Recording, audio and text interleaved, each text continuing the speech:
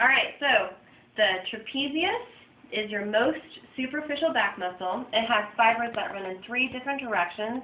You have your upper fibers, your middle fibers, and your lower fibers. It originates along the occiput, what's called the nuchal ligament, C7 all the way down to T12. If you can kind of just remember from the back of the head and straight down to T12, you'll be fine. That's the origin of it.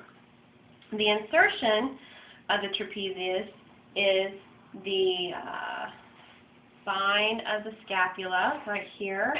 Also, the acromion process right here, and the lateral third of the clavicle. You can see how that kind of forms a V shape like this. Okay, so that's all the insertion for the trap. The trapezius will elevate the scap, retract the scap, and depress the scap. It will also extend the head or neck. It'll pull the neck backwards. Okay? Sometimes it's called the coat hanger muscle because it kind of looks like a coat. I get a coat hanger. I don't know.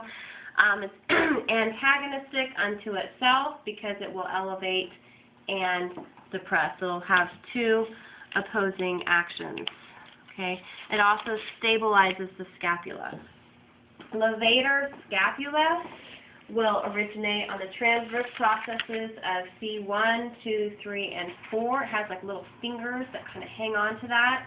It comes out, merges, does a little flip, and inserts up here on the medial, upper medial border of your scapula. Just like the name implies, levator scapula elevates the scapula. Or, if your scaps are stabilized, then what it can do is pull the head down, or the neck, into lateral flexion, and we'll pull the head down that way. And that is levator scapula. The rhomboids originate from C7 through T5. So remember, C7 is the one that sticks out a lot posteriorly. The spinous process is C7 through T5. And it's called the Christmas tree because it comes down kind of at an oblique angle.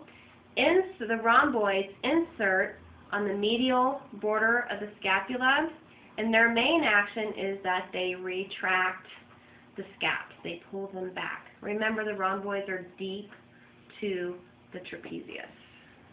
Okay. Then serratus anterior. Serratus anterior originates on ribs 1 through 8. It comes back deep underneath the scapula, all the way underneath the scapula until it gets to the medial border. And the main action of serratus anterior is that it protracts the scapula forward. Because of that, it's called the boxer muscle, because if you punch from the shoulder, you're going to pull that forward. Notice that serratus anterior is an antagonist to the rhomboids. The rhomboids retract back. Serratus anterior pulls forward into protraction. Let's see what else it needs to say. Oh, winged scapula is a problem. If you have a weak serratus anterior, then you'll have winged scapula. Your scapulas might pop out unexpectedly. I think that's it.